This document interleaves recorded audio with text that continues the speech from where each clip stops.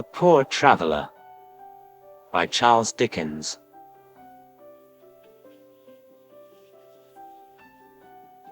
In the year 1799, a relative of mine came limping down on foot to the town of Chatham. He was a poor traveller, with not a farthing in his pocket. My relative came down to Chatham to enlist in a cavalry regiment, if a cavalry regiment would have him. If not, to take King George's shilling from any corporal or sergeant who would put a bunch of ribbons in his hat. His object was to get shot, but he thought he might as well ride to death as be at the trouble of walking. My relative's Christian name was Richard, but he was better known as Dick. He dropped his own surname on the road down, and took up that of Doubledick. He was passed as Richard Doubledick, age 22, height 5'10", native place Exmouth, which he had never been near in his life. There was no cavalry in Chatham when he limped over the bridge with half a shoe to his dusty feet. So he enlisted into a regiment of the line, and was glad to get drunk and forget all about it. You are to know that this relative of mine had gone wrong and run wild. His heart was in the right place, but it was sealed up. He had been betrothed to a good and beautiful girl whom he had loved better than she, or perhaps even he, believed. But in an evil hour, he had given her cause to say to him solemnly, "Richard, I will never marry any other man. I will live single for your sake, but Mary Marshall's lips," her name was Mary Marshall, "never address another word to you on earth. Go, Richard. Heaven forgive you." This finished him. This brought him down to Chatham. This made him Private Richard Doubledick, with a determination to be shot. There was not a more dissipated and reckless soldier in Chatham barracks in the year 1799 than Private Richard Doubledick. He associated with the dregs of every regiment. He was as seldom sober as he could be, and was constantly under punishment. It became clear to the whole barracks that Private Richard Doubledick would very soon be flogged.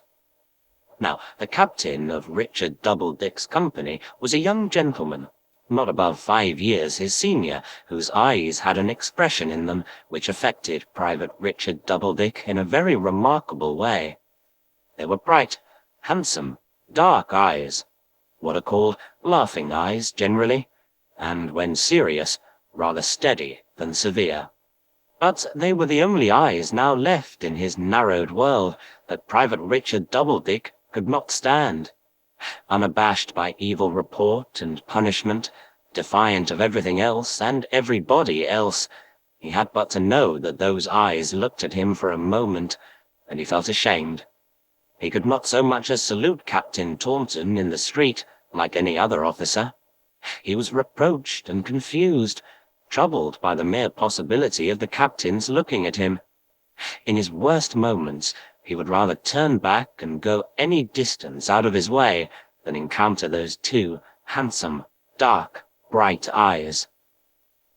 One day, when Private Richard Doubledick came out of the black hole where he had been passing the last 48 hours, and in which retreat he spent a good deal of his time, he was ordered to betake himself to Captain Taunton's quarters. In the stale and squalid state of a man just out of the black hole, he had less fancy than ever for being seen by the captain. But he was not so mad yet as to disobey orders, and consequently went up to the terrace overlooking the parade ground, where the officers' quarters were, twisting and breaking in his hands as he went along a bit of the straw that had formed the decorative furniture of the black hole. "Come in," cried the captain, when he knocked with his knuckles at the door. Private Richard Doubledick pulled off his cap, took a stride forward, and felt very conscious that he stood in the light of the dark, bright eyes. There was a slight pause. Private Richard Doubledick had put the straw in his mouth, and was gradually doubling it up into his windpipe and choking himself. "Doubledick," said the captain, Do you know where you are going to?" "To the devil, sir," faltered Doubledick. "Yes," returned the captain, "and very fast." Private Richard Doubledick turned the straw of the black hole in his mouth, and made a miserable salute of acquiescence. "Doubledick," said the captain, "since I entered His Majesty's service, a boy of 17, I have been pained to see many men of promise going that road. But I have never been so pained to see a man determined to make the shameful journey as I have been, ever since you joined the regiment, to see you." Private Richard Doubledick began to find a film stealing over the floor, at which he looked, also to find the legs of the captain's breakfast table turning crooked, as if he saw them through water. "I'm only a common soldier, sir," said he. "It signifies very little what such a poor brute comes to."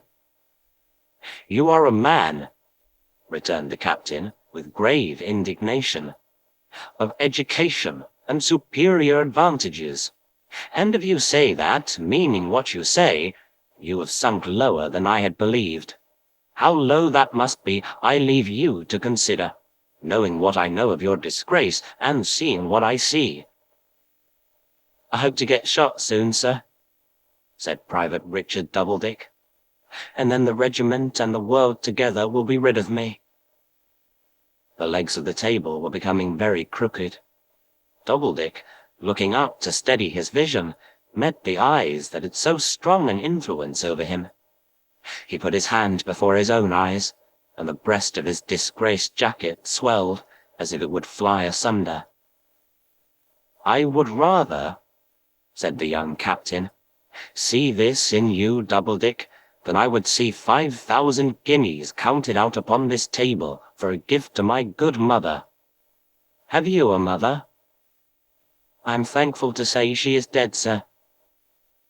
"If your praises," returned the captain, "was sounded from mouth to mouth through the whole regiment, through the whole army, through the whole country, you would wish she had lived to say, with pride and joy, 'He is my son.'" "Spare me, sir," said Doubledick. "She would never have heard any good of me. She would never have had any pride and joy in owning herself my mother. Love and compassion she might have had, and would have always had, I know, but not— Spare me, sir. I am a broken wretch, quite at your mercy." And he turned his face to the wall, and stretched out his imploring hand. "My friend," began the captain. "God bless you, sir," sobbed Private Richard Doubledick. "You are at the crisis of your fate. Hold your course unchanged a little longer, and you know what must happen. I know even better than you can imagine, but after that has happened, you are lost. No man who could shed those tears could bear those marks." "I fully believe it, sir," in a low, shivering voice, said Private Richard Doubledick. "But a man in any station can do his duty," said the young captain, "and in doing it can earn his own respect, even if his case should be so very unfortunate and so very rare that he can earn no other man's. A common soldier, poor brute though you called him just now, has this advantage in the stormy times we live in, that he always does his duty before a host of sympathizing witnesses. Do you doubt that he may so do it as to be extolled through a whole regiment, through a whole army, through a whole country? Turn while you may yet retrieve the past, and try." "I will. I ask for only one witness, sir," cried Richard, with a bursting heart. "I understand you. I will be a watchful and a faithful one." I have heard from Private Richard Doubledick's own lips that he dropped down upon his knee, kissed that officer's hand, arose, and went out of the light of the dark, bright eyes, an altered man. In that year, 1799, the French were in Egypt, in Italy, in Germany. Where not? Napoleon Bonaparte had likewise begun to stir against England in India, and most men could read the signs of the great troubles that were coming on. In the very next year, when we formed an alliance with Austria against him, Captain Taunton's regiment was on service in India, and there was not a finer non-commissioned officer in it, no, nor in the whole line, than Corporal Richard Doubledick. In 1801, the Indian army were on the coast of Egypt. Next year was the year of the proclamation of the short peace, and they were recalled. It had then become well known to thousands of men that wherever Captain Taunton, with the dark, bright eyes, led, there, close to him, ever at his side, firm as a rock, true as the sun, and brave as Mars, would be certain to be found, while life beat in their hearts, that famous soldier, Sergeant Richard Doubledick. 1805, besides being the great year of Trafalgar, was a year of hard fighting in India. That year saw such wonders done by a sergeant major who cut his way single-handed through a solid mass of men, recovered the colours of his regiment, which had been seized from the hand of a poor boy shot through the heart, and rescued his wounded captain, who was down, and in a very jumble of horses' hoofs and sabres. Saw such wonders done, I say, by this brave sergeant major, that he was specially made the bearer of the colours he had won, and Ensign Richard Doubledick had risen from the ranks. Sorely cut up in every battle, but always reinforced by the bravest of men, for the fame of following the old colours, shot through and through, which Ensign Richard Doubledick had saved, inspired all breasts. This regiment fought its way through the Peninsular War, up to the investment of Badajoz in 1812. Again and again it had been cheered through the British ranks, until the tears had sprung into men's eyes at the mere hearing of the mighty British voice, so exultant in their valour. And there was not a drummer boy but knew the legend, that wherever the two friends, Major Taunton with the dark bright eyes, and Ensign Richard Doubledick, who was devoted to him, was seen to go, there the boldest spirits in the English army became wild to follow.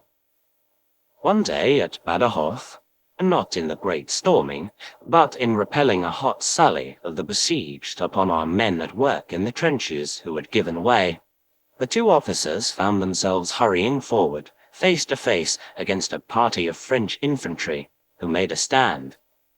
There was an officer at their head, encouraging his men, a courageous, handsome, gallant officer of 35, whom Doubledick saw hurriedly, almost momentarily, but saw well. He particularly noticed this officer waving his sword and rallying his men with an eager and excited cry, when they fired in obedience to his gesture, and Major Taunton dropped. It was over in 10 minutes more, and Doubledick returned to the spot where he had laid the best friend man ever had, on a coat spread upon the wet clay. Major Taunton's uniform was opened at the breast, and on his shirt were 3 little spots of blood. "Dear Doubledick," said he, "I am dying." "For the love of heaven, no!" exclaimed the other, kneeling down beside him, and passing his arm round his neck to raise his head. "Taunton, my preserver, my guardian angel, my witness, dearest, truest, kindest of human beings, Taunton, for God's sake." The bright, dark eyes, so very, very dark now in the pale face, smiled upon him, and the hand he had kissed 13 years ago laid itself fondly on his breast.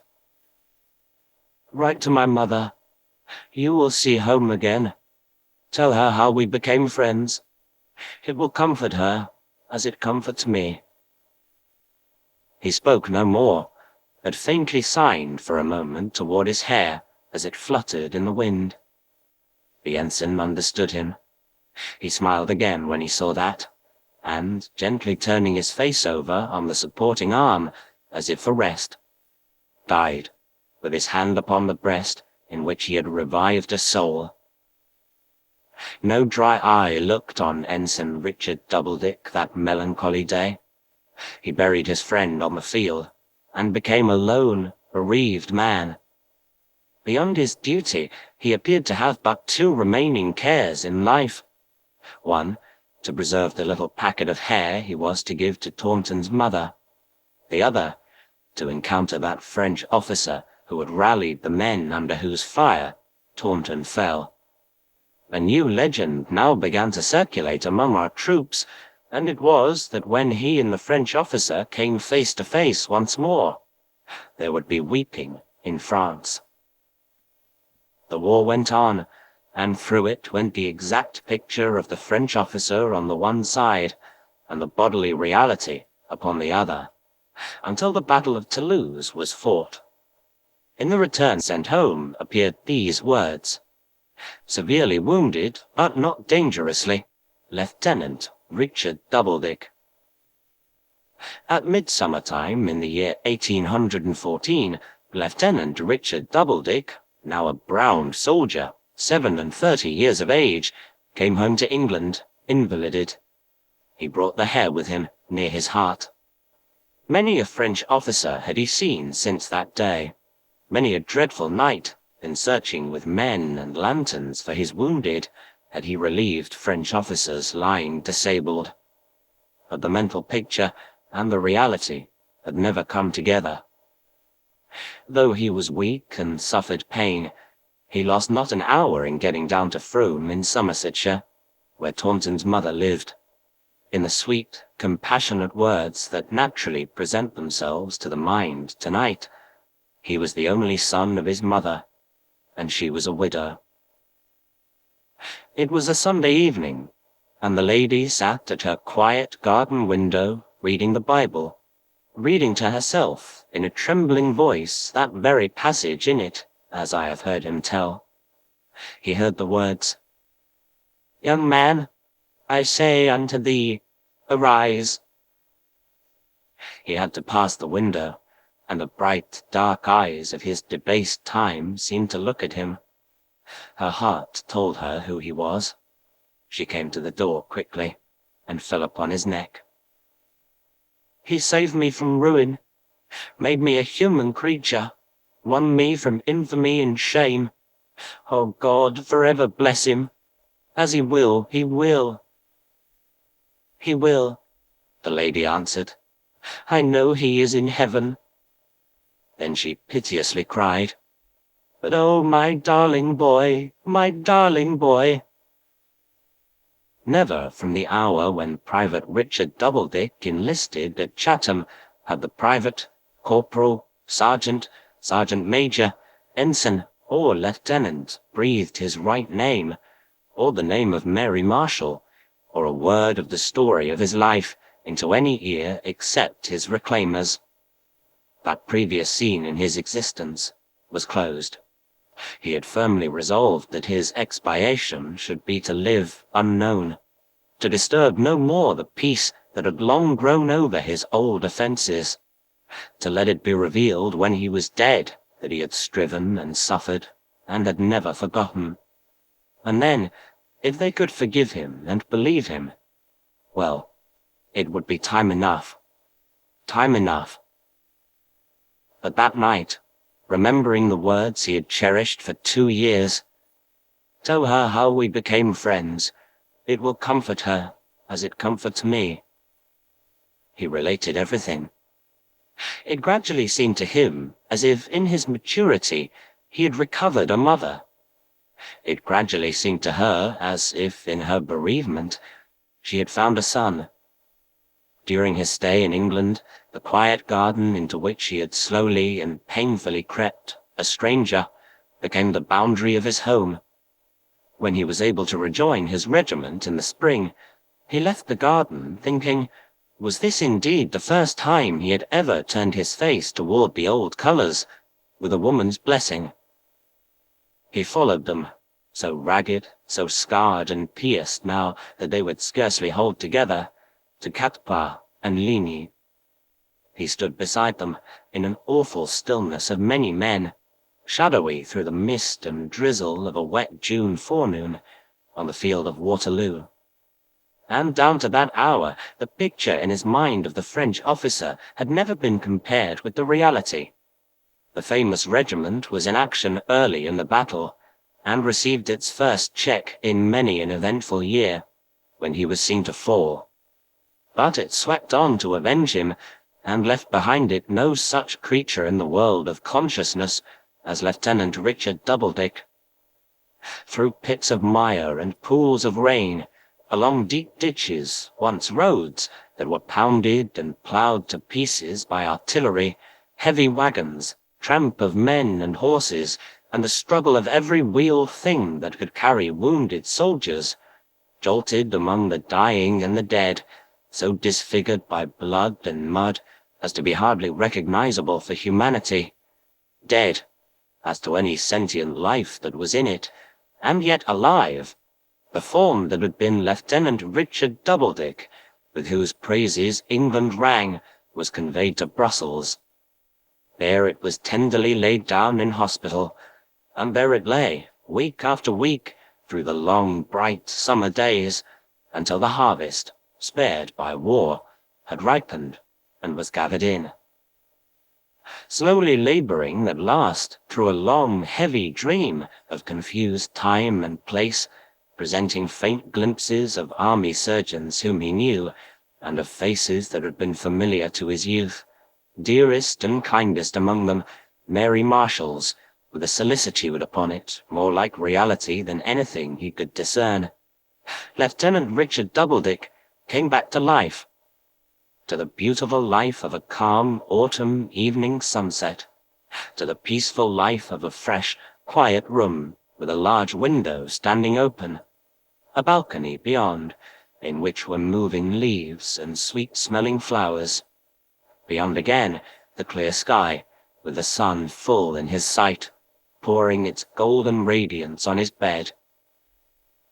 It was so tranquil and so lovely that he thought he had passed into another world, and he said in a faint voice, "Taunton, are you near me?" A face bent over him. Not his mother's. "I came to nurse you. We have nursed you many weeks. You were moved here long ago. Do you remember nothing?" "Nothing." The lady kissed his cheek and held his hand, soothing him. "Where is the regiment? What has happened? Let me call you Mother. What has happened, Mother?" "A great victory, dear. The war is over, and the regiment was the bravest in the field." His eyes kindled, his lips trembled, he sobbed, and the tears ran down his face. He was very weak, too weak to move his hand. From that time he recovered, slowly, for he had been desperately wounded in the head, and had been shot in the body, but making some little advance every day. When he had gained sufficient strength to converse as he lay in bed, he soon began to remark that Mrs. Taunton always brought him back to his own history. Then he recalled his preserver's dying words, and thought, "It comforts her." One day he awoke out of a sleep, refreshed, and asked her to read to him. But the curtain of the bed, softening the light, which he always drew back when he awoke, that she might see him from her table at the bedside, where she sat at work, was held undrawn, and a woman's voice spoke, which was not hers. "Can you bear to see a stranger?" it said softly. "Will you like to see a stranger?" "Stranger," he repeated. The voice awoke old memories, before the days of Private Richard Doubledick. "A stranger now, but not a stranger once," it said, in tones that thrilled him. "Richard, dear Richard, lost through so many years. My name." He cried out her name. "Mary." And she held him in her arms, and his head lay on her bosom. "I am not breaking a rash vow, Richard. These are not Mary Marshall's lips that speak. I have another name." She was married, I have another name, Richard. Did you ever hear it? Never. He looked into her face, so pensively beautiful, and wondered at the smile upon it through her tears. Think again, Richard. Are you sure you never heard my altered name? Never. Don't move your head to look at me, dear Richard. Let it lie here while I tell my story. I loved a generous, noble man, loved him with my whole heart, loved him for years and years, loved him faithfully, devotedly, loved him without hope of return, loved him, knowing nothing of his highest qualities, not even knowing that he was alive. He was a brave soldier. He was honored and beloved by thousands of thousands. When the mother of his dear friend found me, and showed me that in all his triumphs he had never forgotten me. He was wounded in a great battle. He was brought, dying, here, into Brussels. I came to watch and tend him, as I would have joyfully gone, with such a purpose, to the dreariest ends of the earth. When he knew no one else, he knew me. When he suffered most, he bore his sufferings, barely murmuring, content to rest his head where yours rests now. When he lay at the point of death, he married me, that he might call me wife before he died. And the name, my dear love, that I took on that forgotten night. I know it now, he sobbed. The shadowy remembrance strengthens. It is come back. I thank heaven that my mind is quite restored. My Mary, kiss me. Lull this weary head to rest, or I shall die of gratitude. His parting words were fulfilled. I see home again. Well, they were happy. It was a long recovery, but they were happy through it all. The snow had melted on the ground, and the birds were singing in the leafless thickets of the early spring, when those three were first able to ride out together, and when people flocked about the open carriage to cheer and congratulate Captain Richard Doubledick. But even then, it became necessary for the captain, instead of returning to England, to complete his recovery in the climate of southern France. They found a spot upon the Rhone, within a ride of the old town of Avignon, and within view of its broken bridge, which was all they could desire.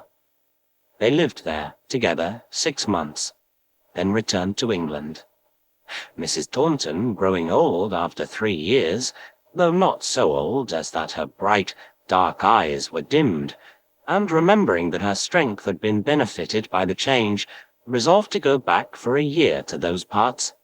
So she went with a faithful servant, who had often carried her son in his arms, and she was to be rejoined and escorted home at the year's end by Captain Richard Doubledick.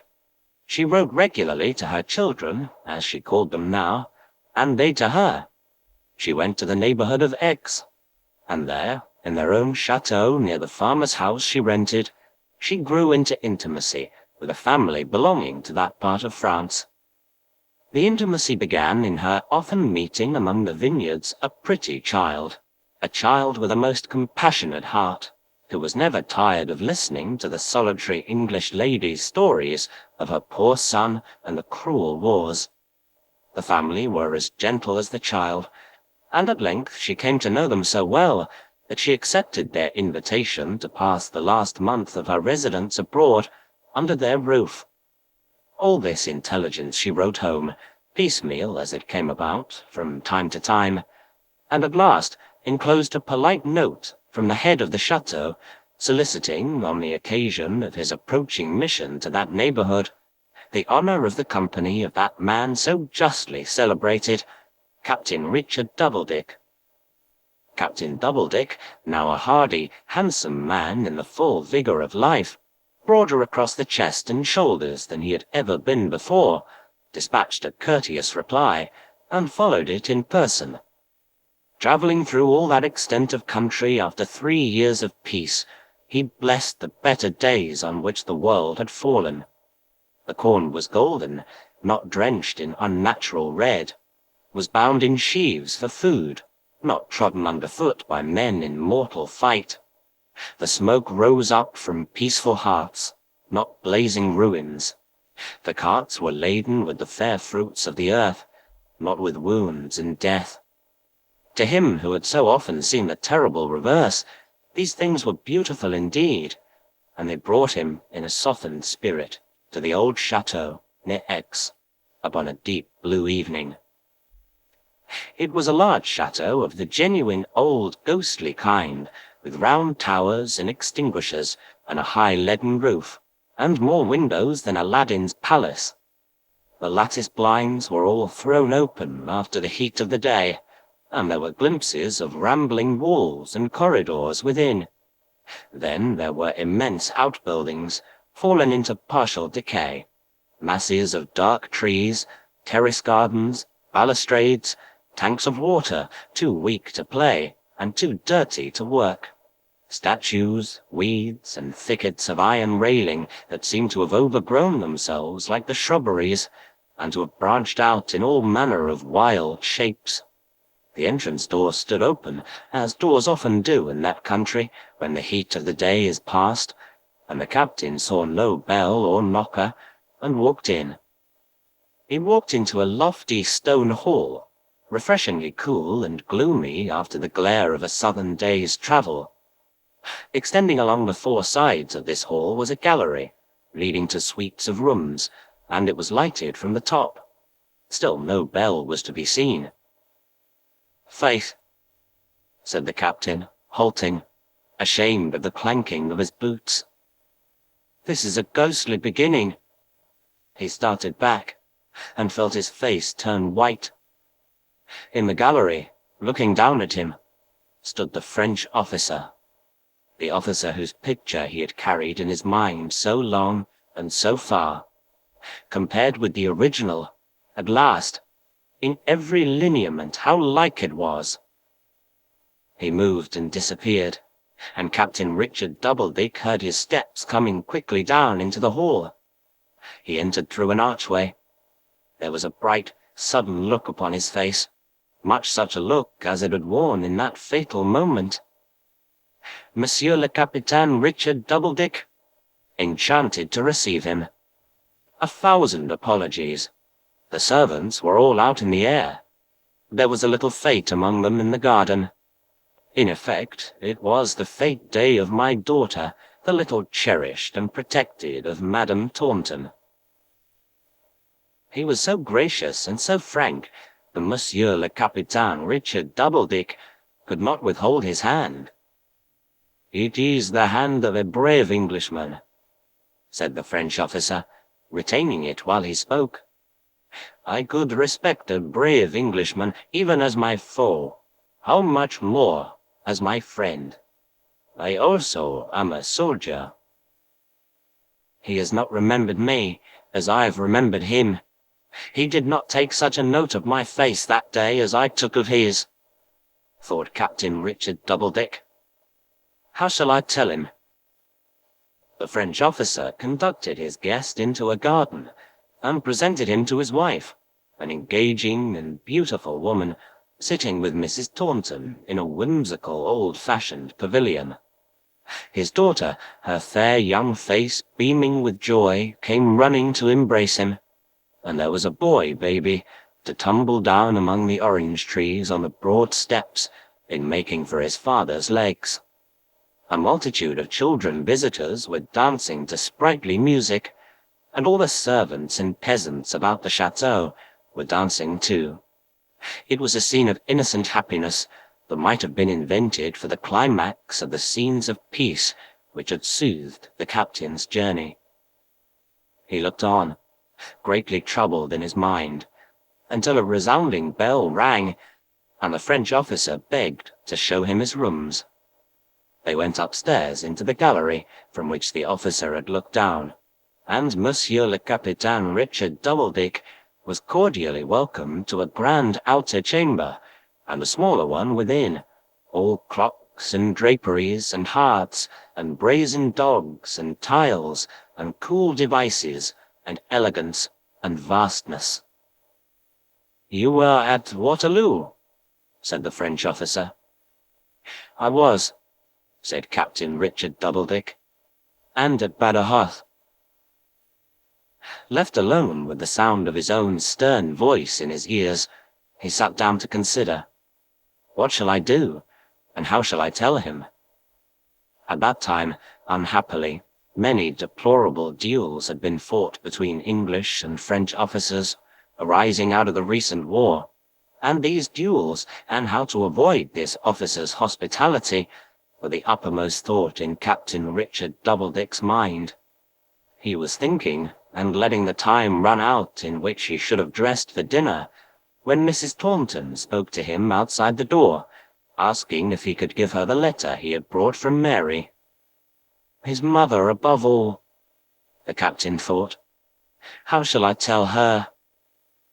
"You will form a friendship with your host, I hope," said Mrs. Taunton, whom he hurriedly admitted, "that will last for life.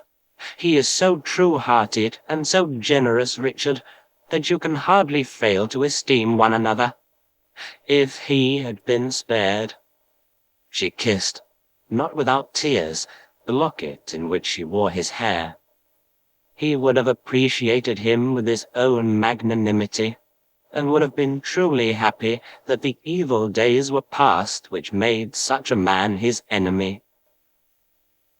She left the room, and the captain walked, first to one window, whence he could see the dancing in the garden, then to another window, whence he could see the smiling prospect and the peaceful vineyards. "Spirit of my departed friend," said he, "is it through thee these better thoughts are rising in my mind? Is it thou who hast shown me, all the way I have drawn to meet this man, the blessings of the altered time? Is it thou who hast sent thy stricken mother to me to stay my angry hand? Is it from thee the whisper comes that this man did his duty as thou didst, and as I did, through thy guidance, which has wholly saved me here on earth, and that he did no more?"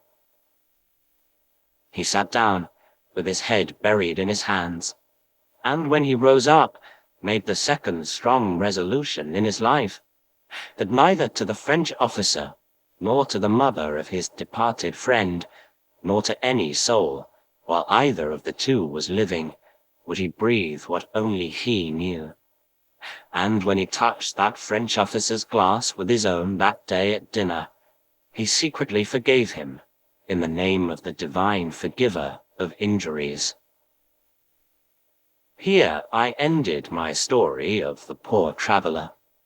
But if I had told it now, I could have added that the time has since come when the son of Major Richard Doubledick and the son of that French officer, friends as their fathers were before them, fought side by side in one cause with their respective nations, like long-divided brothers, whom the better times have brought together, fast united.